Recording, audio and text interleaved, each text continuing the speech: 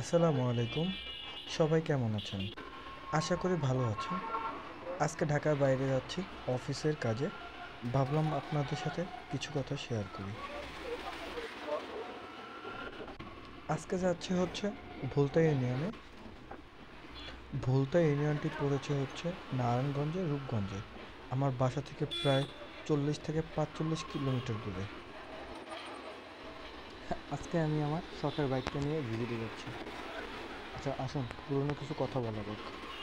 এই বাইকটা কেনার জন্য আমাকে অনেক কষ্ট করতে হয়েছে। একটা ছেলের বাইক না থাকা যে কতটা কষ্ট, ওই ছেলেটা খুব ভালো মতোই জানে। আমি এটা ফিল করছি হচ্ছে 2014 থেকে 2018 সালে 4টে বছর। আমরা মধ্যবিত্ত ফ্যামিলির ছেলে, তো আমরা চাইলে একটা মোটরসাইকেল কিনতে পারি না। কিন্তু স্বপ্নটা ছিল অনেক বড়, যে কারণে হচ্ছে আমি হচ্ছে চাকরির চিন্তা ভাবনা করি এবং হচ্ছে চাকরিতে জয়েন করি। একটা মোটরসাইকেল না থাকা যে কতটা কষ্টের, বা যারা হচ্ছে ঢাকাতে চাকরি করে বা যে কোনো জায়গাতেই চাকরি করে, মোটরসাইকেল থাকলে যে কী সুবিধা, এটা একমাত্র তারাই জানে। যেমন হচ্ছে অফিসে যাওয়ার জন্য কতটা যে হ্যাসেলের সম্মুখীন হইতে হয়, এটা আমরা সবাই জানি যারা অ্যাটলিস্ট চাকরি করি ঢাকাতে। আমি আমার বাইকটি কেনার জন্য টাকা জমানো শুরু করি 2019-এর দিক থেকে। তো এটা সফলতা আমি দেখলাম হচ্ছে 2023 সালের নভেম্বর, হ্যাঁ নভেম্বর মাসের 28 তারিখে। ওইটা হচ্ছে আমি কিছুদিন ইউজ করার পরে গত 24 সালের মার্চে বিক্রি করে দিই। এখন যেটা ইউজ করতেছি এটা হচ্ছে আমি আহ, এই এই 24-এর জুন মাসেই কেনা হয়। অফিসের পাশাপাশি হচ্ছে অবসর টাইমগুলোতে আমি হচ্ছে রাইড শেয়ার করি এবং কিছু টাকা ইনকাম করে ওটা দিয়েই হচ্ছে গাড়ির তেল বা নিজের পার্সোনাল খরচ এবং হচ্ছে গাড়ি মেনটেনেন্সের যে খরচগুলো হয় আমি এটা থেকে পূরণ করতে পারি।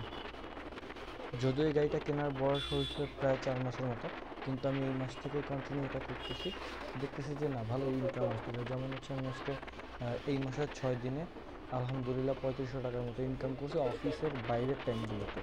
তো আপনারা চাইলে ঢাকাতে রাইড শেয়ারিং করতে পারেন বা যেখানেই আছেন সেখান থেকে হচ্ছে ট্রিপ দিতে পারেন। ট্রিপ দিলে হচ্ছে যে টাকাটা আসবে সেটাতে আপনাদের হাত খরচটা হয়ে যাবে।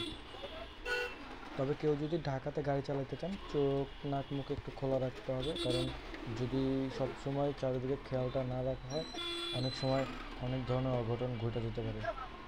আপনারাই দেখতেছেন ঢাকা যে পরিমাণে হচ্ছে অটো রিক্সা, এগুলোই আপনাদেরকে সবচেয়ে বেশি ঝামেলার মধ্যে ফেলবে। তো আমি সাজেস্ট করবো হচ্ছে যারাই গাড়ি চালান একটু সাবধানে চালাবেন, কারণ সেফটি ফার্স্ট। আপনার নিজের সেফটি নিজেকেই দিতে হবে।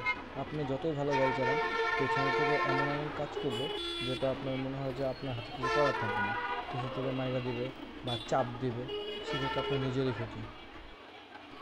আমি সবসময় হচ্ছে সাবধানে গাড়ি চালানোর চেষ্টা করি। সবাই আমার জন্য দোয়া করবেন।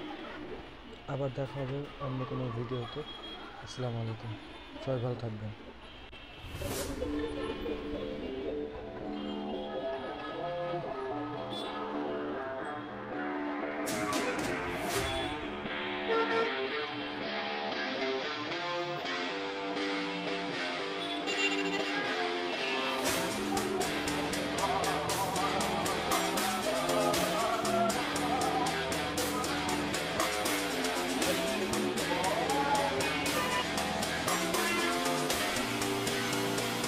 কই যাবেন বস?